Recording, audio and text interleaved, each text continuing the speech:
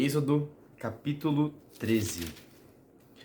Yahvé falou a Moisés, dizendo: Consagra-me todo primogênito, todo o que abre o útero materno, entre os israelitas, homem ou animal, será meu.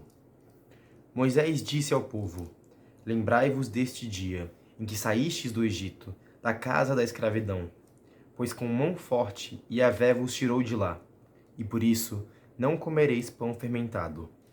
Hoje é o mês de Abibe, e estáis saindo. Quando Yahvé te houver introduzido na terra dos cananeus, dos heteus, dos amorreus, dos heveus e dos jebuseus, que jurou a teus pais te dar, terra que mana leite e mel, guardarás este rito neste mês. Comerás pães ázimos durante 7 dias, e no 7º dia haverá uma festa para Yahvé. Durante 7 dias comer-se-ão pães ázimos. Não haverá em tua casa nada de fermentado, nem em todo o teu território. Naquele dia, assim falarás a teu filho: Eis o que Yahvé fez por mim quando saí do Egito.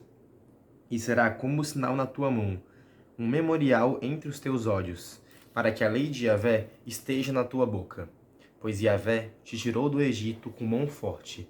Observarás esta lei no tempo determinado, de ano em ano. Quando Yahvé te houver introduzido na terra dos cananeus, como jurou a ti e a teus pais, quando a tiver dado a ti, apartarás para Yahvé todo ser que sair por primeiro do útero materno, e todo primogênito dos animais que tiveres. Os machos serão para Yahvé. Todo primogênito da jumenta, porém, tu o resgatarás com um cordeiro. Se não o resgatares, tu lhe quebrarás a nuca. Mas todo primogênito do homem entre teus filhos, tu o resgatarás. E quando amanhã o teu filho te perguntar: que significa isso?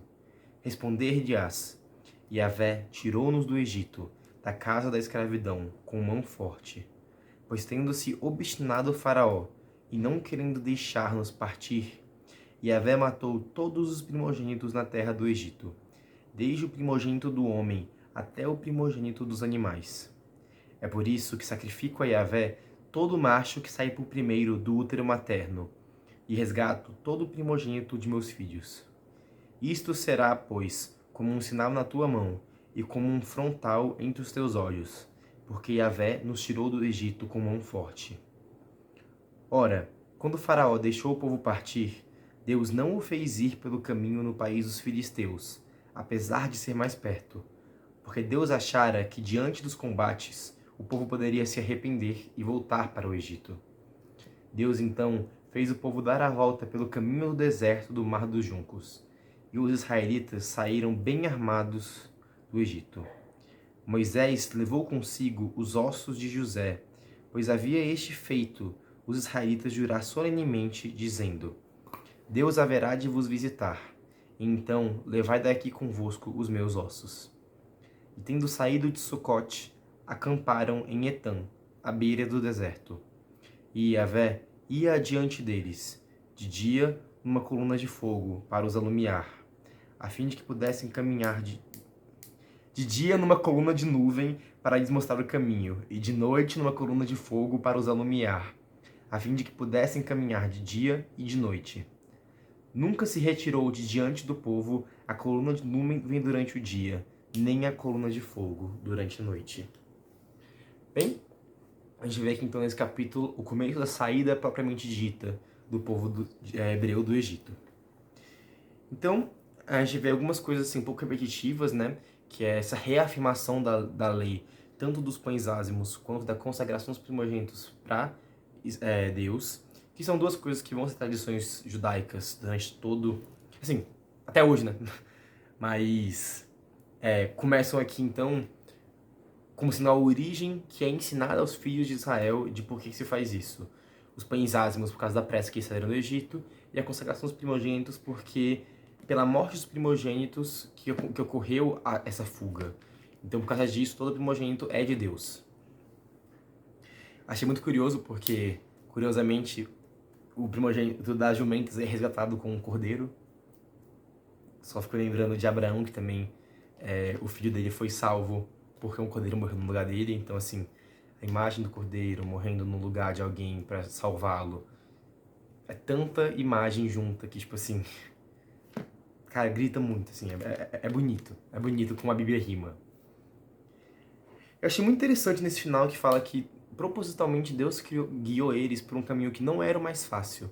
Mas por quê? Porque isso ia diminuir a chance de, no meio do caminho, eles encontrarem um caminho, encontrarem adversidades e quererem voltar. Cara, isso parece uma explicação tão parabólica e tão sutil de por que Deus não nos mima. Assim, não que não mime às vezes sim, mas de por que tipo assim, às vezes parece a nossa vida um pouco mais difícil, tipo, o que ele tá falando aqui? Que se o caminho fosse muito fácil, tipo assim, de ir e voltar, numa dificuldade muito grande, podia parecer mais fácil que era só voltar pra onde estava antes. Mas se o caminho for um caminho meio inóspito, que não é, tipo, tão claro a estrada, você não pode voltar atrás. Mas que você consegue voltar pra onde você estava antes, se não tem a estradinha lá bonitinha pra você voltar. A opção que você tem é seguir em frente.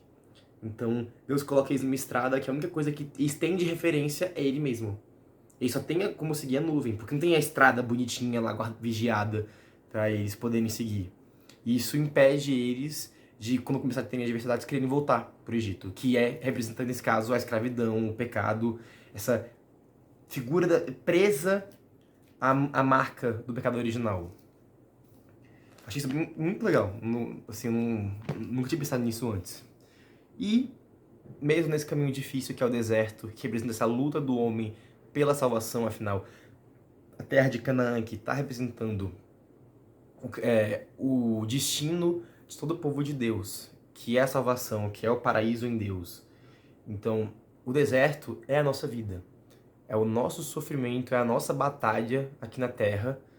E a única opção que a gente tem para chegar onde a gente quer chegar é olhar para Deus. É ver essa nuvem que durante o dia nos traz sombra e durante a noite nos traz luz. Cara, de arrepiar isso. Bem, para fechar, os ossos de José. Eu não sabia, Angela, do que tinha esse negócio dos ossos de José que voltavam. Eu fui ler a versão em mangá da Bíblia antes de estudar o Êxodo. E eles fazem lá todo bonitinho, assim, lá do sarcófago de José, a galera carregando e tal. Achei bem curioso, assim, legal. Que já que José foi quem levou Israel pro Egito, ele só voltaria então do Egito junto com Israel também. Ao contrário de Jacó, que foi enterrado em Canaã mesmo, tendo morrido depois da ida dos hebreus. E bem, um capítulo interessante. Por hoje é isso.